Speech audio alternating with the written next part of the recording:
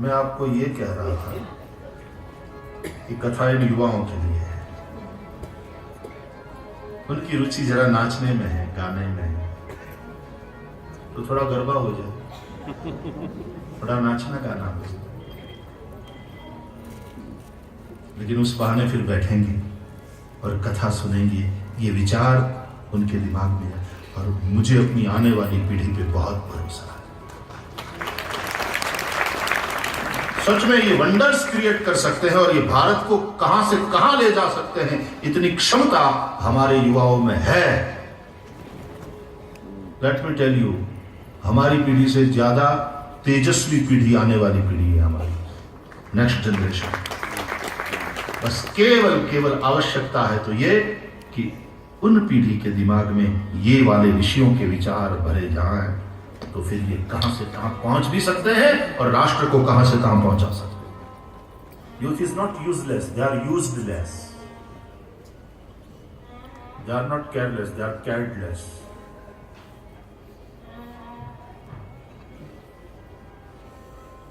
इसलिए मुझे युवाओं से बात करने में बड़ा मजा आता है। I enjoy.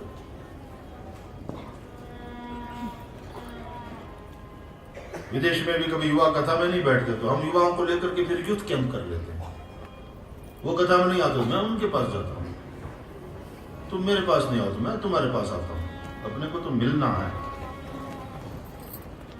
और उनसे मैत्री करने के लिए फिर यूथ कैंप में वहां रात में फिर जो खेल खेलते हैं बच्चे, तो मैं वहां भी चला जाता हूँ। वो बॉलिंग ही कहते हैं, यूं बॉल को फेंकना और हमें लकड़न बजी ढिंगली वही पड़ना। खेल रहे थे, हम भी गए, बड़े प्यार से कहते, भाई से आप खेलोगे?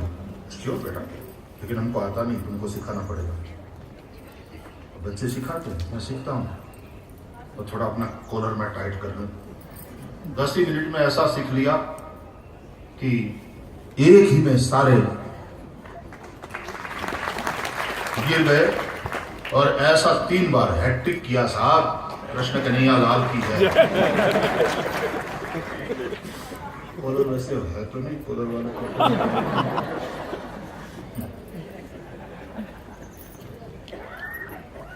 तो हमारे वहां के बच्चे भी वो भाई वो वाओ हैट्रिक।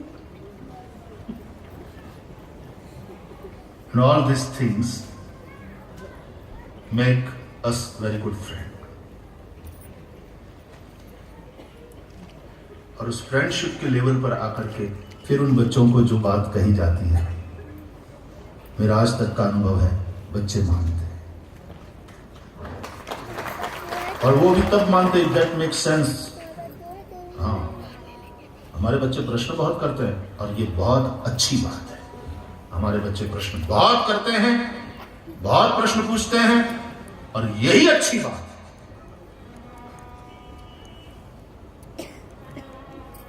चुपचाप मान ले वो भी पसंद नहीं।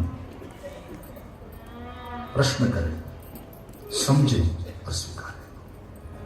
तुलसीदास जी ने भी रामायण में कहा, सत पंच चौपाई मनोहर जानी समझी, जानी जो नर धरे, सत पंच चौपाई मनोहर, जानी जो नर धरे, दान अभिया पंच जगत विकार श्री रघुवर हर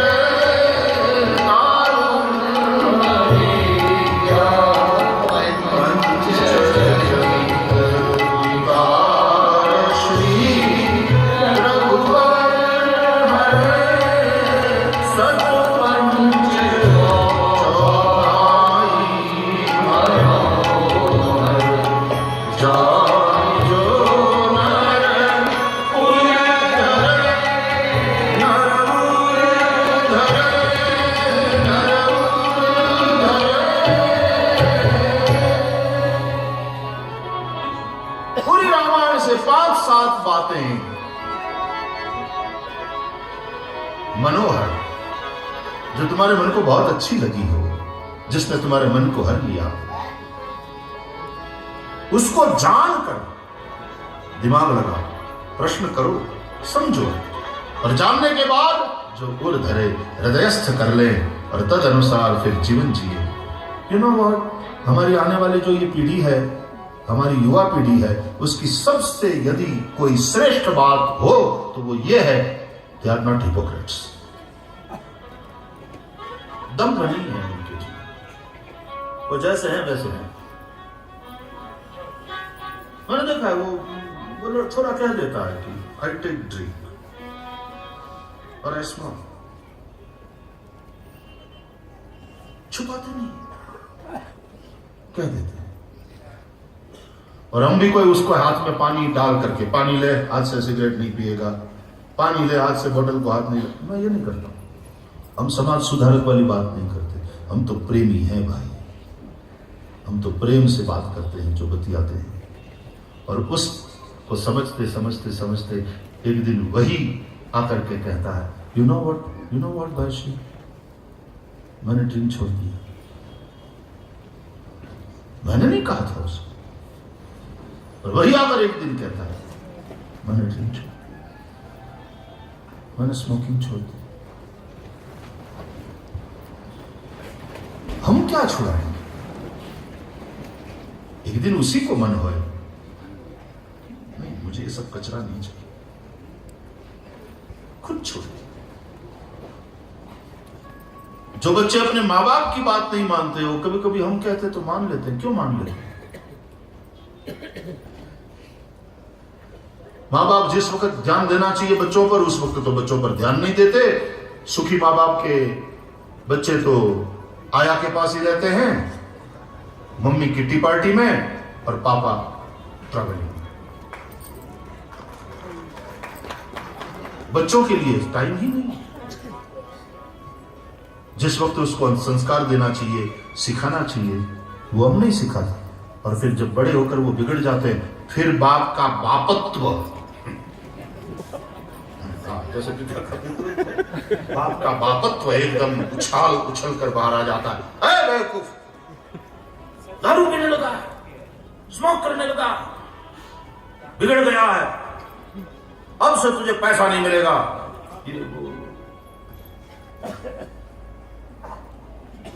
फिर डांट फटकार शुरू, तो अंत में बाप दुश्मन ही बन जाता है बेटे। जिस वक्त तुमने ध्यान देना चाहिए था तो ध्यान नहीं दिया। पैसा पैसा पैसा, करियर करियर करियर, नाम नाम, कीर्ति, उसी में लगे थे।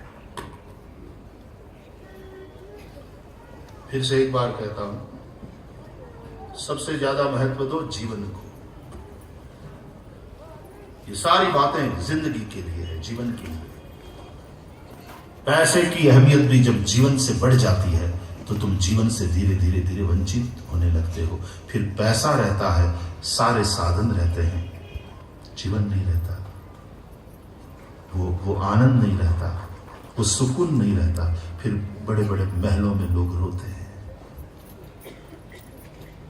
पैसा आने से लोग सुखी हो जाए, इस भ्रांति में मत रहना।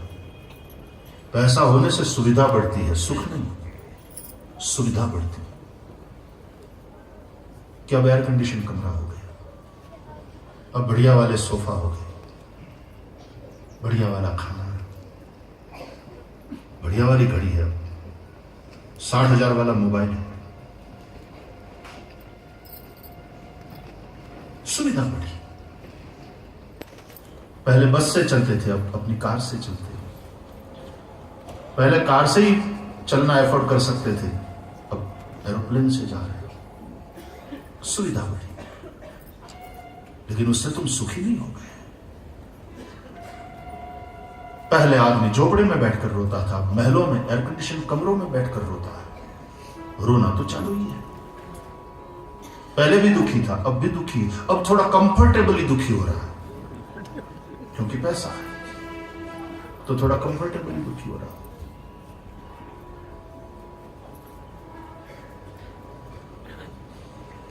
सुख अलग चीज है भैया, सुख अलग चीज है। महल को सुख मत मानो, मोटर कार को मत सुख मानो, सुख अलग चीज है। और वही असली सुख से रूबरू कराती है ये कथा। नहीं लगता आपको कि ये कथा बहुत जरूरी है? जितना जीवन के लिए पानी पीना जरूरी है, अन्न खाना जरूरी है, उतना ही जीवन के लिए ये कथा जरूरी है।